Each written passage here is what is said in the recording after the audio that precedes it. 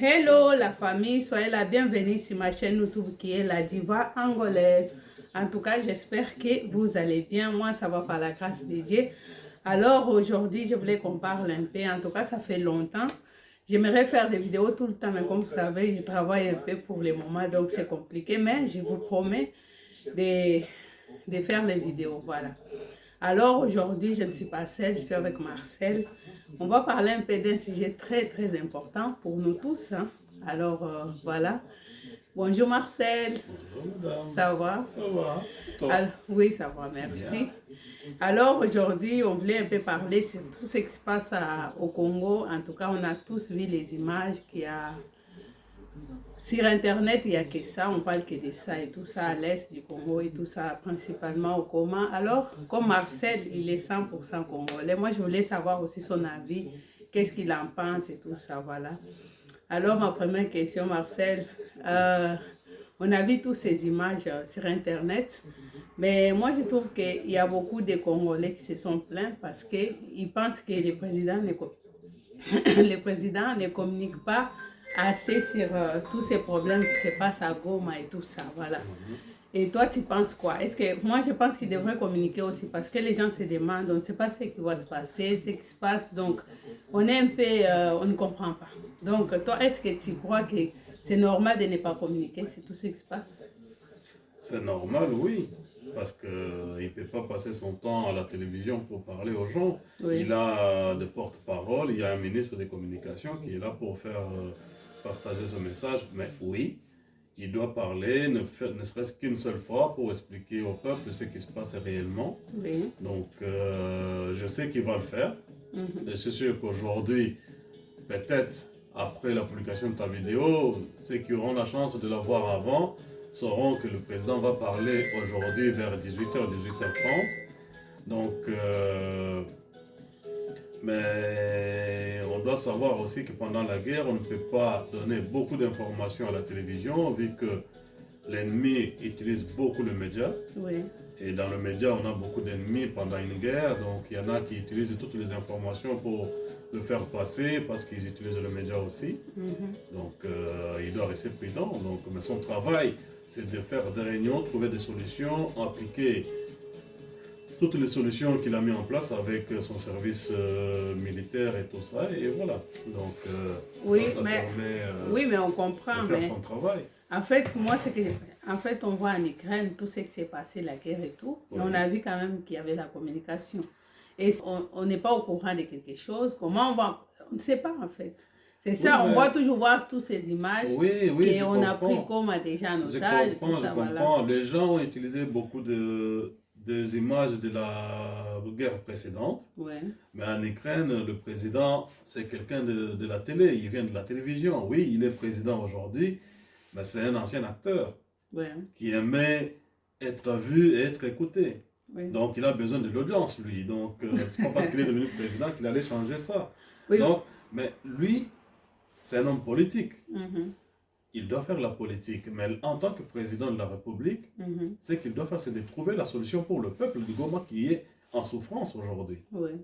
Mais la solution, c'est quoi? C'est faire des réunions avec des responsables militaires, des renseignements militaires et bien évidemment, le chef de Sénat et Parlement pour pouvoir prendre de bonnes décisions, appliquer la guerre. Est-ce que la guerre doit traverser aussi, aller au Rwanda qui nous attaque aujourd'hui ou pas, ou juste se limiter au Congo, chasser juste le Rwanda du Congo. Donc voilà, c'est ça son travail. Oui, je comprends ce que tu veux dire, mais j'ai rectifié quelque chose. Oui. Tu ne peux pas dire que non, le président ukrainien, c'est parce que il était à terre, il joue avec les médias en fait. C'est la vérité. On parle de la guerre, on ne parle pas d'une fête quelconque, tu vois ce que je veux dire. Mais c'est quelqu'un qui aime avoir l'audience. Il aime bien être écouté. Donc, mais malgré qu'il ait parlé beaucoup et tout ça, oui, il a donné des informations, il a parlé, il n'a pas dit tout ce qui se passait. Mais combien de son peuple sont morts? La guerre n'est toujours pas finie pour autant. Mais pourquoi aujourd'hui il ne continue pas à en parler? Peut-être parce qu'il n'y a plus l'intérêt de ceux qui sont derrière lui. Vraiment? Ah bah, malheureusement, c'est ça aussi la politique. Il y a toujours les intérêts de certains derrière. Ok.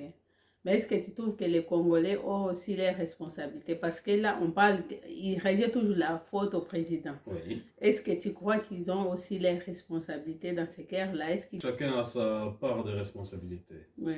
Bien évidemment, un président de la République, c'est le premier concerné parce que c'est lui qui doit garantir la sécurité de tout un peuple, de toute la population de son pays. Mais le peuple, quel est son rôle? Le peuple doit aussi s'engager dans la guerre. Ceux qui sont capables de faire la guerre doivent s'engager pour pouvoir la faire. Ouais. Mais on ne peut pas envoyer n'importe qui à la guerre. Tu ne peux pas prendre quelqu'un qui n'est pas formé, l'envoyer à la guerre, il va être mort. À moins de 5 minutes, il est mort. Parce qu'à la guerre, les gens ne survivent pas longtemps. C'est ça, les gens oublient parfois. Ouais. Tout le monde crie, il faut aller combattre, il faut aller combattre. Oui, c'est bien de dire ça. Mais avant d'aller combattre, prendre les armes, combattre, il faut être formé. Si tu débarques comme ça sur un champ de bataille, tu ne survivras pas plus de 10 minutes. Hein.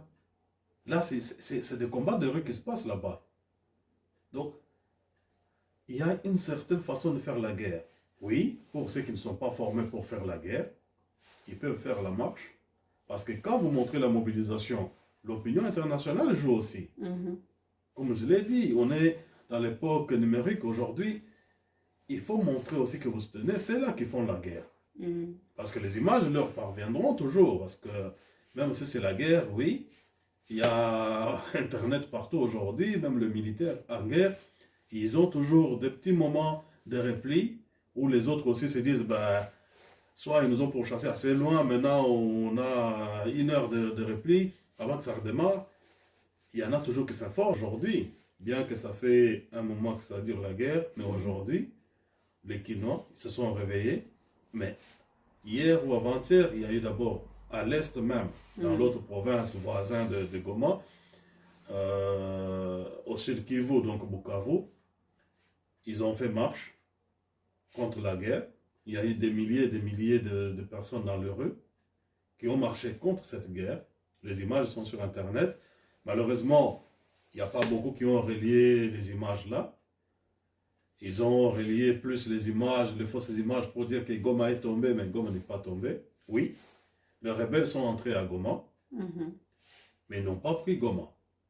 Quand on dit que les rebelles sont entrés dans une ville, vous n'entrez pas dans une ville et vous contrôlez toute une ville complète comme ça, sans que l'armée réplique.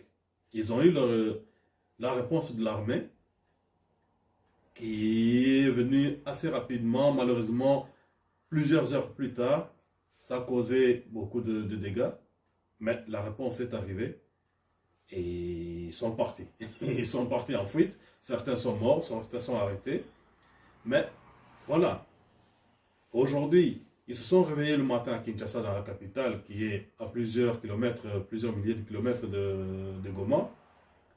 Les jeunes se sont réveillés, ils se sont mis dans la rue, ils ont marché, ils ont manifesté contre certaines ambassades des pays occidentaux, on va le dire, les choses comme elles sont, parce que c'est des pays qui soutiennent le Rwanda ouvertement, où ils font la politique de l'autruche. Ils font semblant pour toi? Voilà, beaucoup ils font semblant, beaucoup de pays occidentaux ils font semblant. La France par exemple, ils soutiennent le Rwanda, ça on le sait tous. Macron soutient le Rwanda officiellement, il n'a jamais condamné le Rwanda officiellement, ce qu'il fait c'est mauvais au Congo. Et pourtant ici, la France a été la première à condamner Poutine pour la guerre en Ukraine. Mais quand Israël a attaqué Palestine et consorts, la France n'a pas condamné l'Israël parce qu'ils sont amis avec Israël. Tout comme aujourd'hui. Ils voient leur intérêt, quoi, tu veux dire. La France, il voit l'intérêt qu'il a un peu partout. Là où il n'a pas son intérêt, ça ne l'intéresse pas. Donc, aujourd'hui, moi je comprends que les gens en ont marre, qu'ils manifestent leur mécontentement. Malheureusement, le mécontentement a apporté peut-être la destruction de certains biens et tout ça, mais les gens en ont ras-le-bol de dire oui, parce que c'est pas parce que vous venez dire 2-3 mots, oui, le Rwanda doit arrêter ça, doit arrêter de faire ça. Mais quand il s'agit d'ici, d'Ukraine et tout ça, tout le monde a été donné des armes à l'Ukraine, faire ceci. Mais là où il s'agit du Congolais, ben oui, bien évidemment, on est africain, on n'est pas européen, ça je comprends. Hein. Ça ne compte pas. L'Afrique, c'est pas l'Europe, oui, mais l'Afrique contribue à beaucoup de choses. Bien que vous signiez des contrats avec, mais sans ces contrats-là, il y a certaines matières aussi qui manqueront aussi à l'Europe. Mais oui, tu as parlé pour les Européens qui ne soutiennent pas l'Afrique. Oui. Mais moi, je voulais te poser une question aussi. Oui. On accuse des pays européens, je suis tout à fait d'accord. Mais il y a aussi l'Union africaine. Pourquoi ils ne peuvent pas aussi aider Congo à se battre avec les Rwandais ou arrêter ce régime-là? Pourquoi ça continue? Pourquoi le Congo se retrouve seul face à ces pays-là? J'ai la même réaction envers l'Union africaine parce que c'est... Je vais le traiter un peu d'imbécile parce que c'est un peu ça, c'est que ça représente. Ils se disent dirigeants la France, l'Allemagne, la Belgique et plein d'autres. Ils ont vu l'Ukraine se faire agresser. Vu que l'Ukraine était dans l'Union, eh ben, ils ont tous réagi. En tant que membres de l'Union européenne, ils ont tous réagi. Mais l'Union africaine n'a pas réagi en tant que l'Union qui doit soutenir un pays de l'Union qui est attaqué. Donc, ça reste des présidents imbéciles. Voilà. Voilà, et j'avais une autre question. Il y a aussi les gens qui se sont plaints. Par exemple, on a vu Bokecho Ayambo. Pour lui, il a dit, pour lui, il aimerait bien qu'on ferme des églises, qu'on ferme des bars, parce que pour lui, c'est une distraction. Que les Congolais n'arrivent pas à réfléchir, parce que c'est des choses-là. Bon. Et ils pensent à la fête, à la musique, mais ils oublient. Je comprends la remarque, mais le problème, c'est que moi, j'aimerais voir Bokecho, comme tu dis, qu'ils viennent là, il y a la guerre. J'aimerais qu'ils viennent faire une vidéo, faire un débat sur la guerre qui se passe. J'ai rien contre. Ils peuvent venir critiquer le président. C'est leur droit, c'est le droit de tout le monde, de tout un peuple. Tout un citoyen congolais a le droit de critiquer son président, mais tant que la critique reste constructive. Critiquez-le, montrez-lui ce qu'il a fait de bien, mais montrez-lui aussi surtout ce qu'il a fait de mal. Comme ça, qu'il puisse s'améliorer. Mais ne venez pas juste pour l'insulter. Mais venir parler de l'église et bar maintenant, je ne vois pas ce qu'il y a d'intéressant. Bokecho, il est ici en Europe. Mais les jeunes de Kinshasa, aujourd'hui, ce qu'ils ont fait, ils n'ont pas attendu que les gens de l'Europe viennent leur dire quoi faire, ni comment le faire. Ils se sont réveillés, ils ont agi. Mais qu'est-ce que nous, ici en Europe, on a fait? Nous n'avons absolument rien fait. Non, mais il y avait malgré la guerre là qui se passe à l'Est, nous tous ici. Mais il y a eu quand même la marche à Bruxelles aujourd'hui. Oui, voilà. Je veux dire, quand même plus pas, oui, d'accord. Mais c'est vrai, il y a quelques personnes qui ont réagi. Mais ce qu'ils ont fait dans le pays et ici, parce que c'est surtout ceux qui sont ici qui parlent beaucoup parce qu'ils ont Internet et tout qu'on sort, ils se permettent de dire beaucoup de choses. Beaucoup de bêtises même, je vais dire. Ils disent beaucoup de bêtises. Mais quand il s'agit d'agir, là, on ne voit plus personne. Ils se permettent toujours de critiquer ceux qui sont à Kinshasa, ceux qui sont au Congo, au pays. Parce que le Congo, c'est pas seulement Kinshasa. Hein? Kinshasa, ça reste la capitale du pays. Mais Congo, c'est l'ensemble de toutes les provinces. Mais ce que les autres pays ont fait, ça d'Europe ne peuvent rien dire contre ça. On ne peut pas rivaliser avec eux. On leur donne beaucoup de respect. Pourtant, on devrait fermer les églises. Est-ce que tu trouves que les églises et les bars sont une distraction pour les peuples congolais? On ne peut pas interdire les églises. Pour une seule question, les gens ont le droit de prier, chez eux à la maison ou dans une église.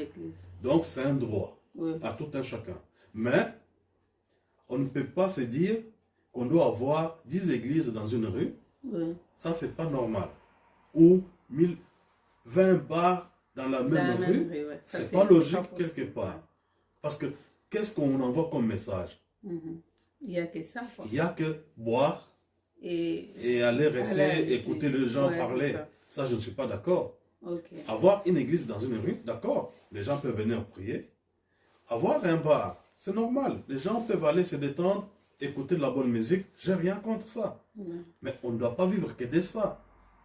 On peut créer d'autres choses comme emploi. Il n'y a pas que des serveurs et serveuses qu'on doit créer comme emploi. Moi, je voulais te laisser un dernier mot. Si tu avais un message à adresser, si tu avais le président en face de toi, tu lui dirais quoi comme message? C'est vrai, je reviendrai sur ce que tu as dit en premier. Lui dire de communiquer un peu plus avec son peuple. Je sais bien ce qu'il fait, c'est pas rien.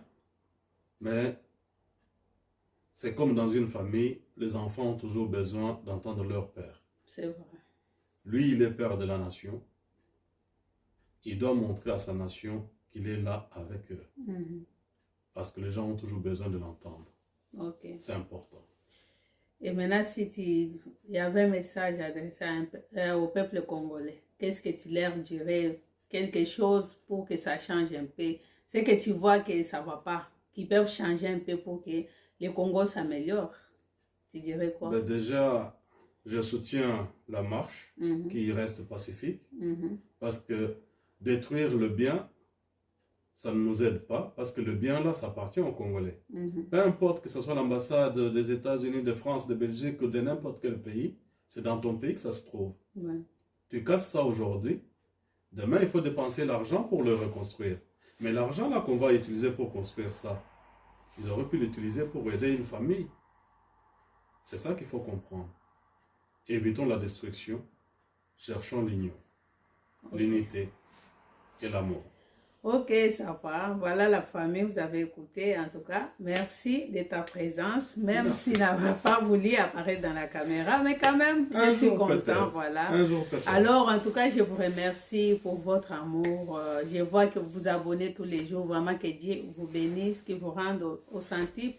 En tout cas, prions beaucoup pour Goma. Vraiment, que Dieu fasse grâce, qu'il donne la paix.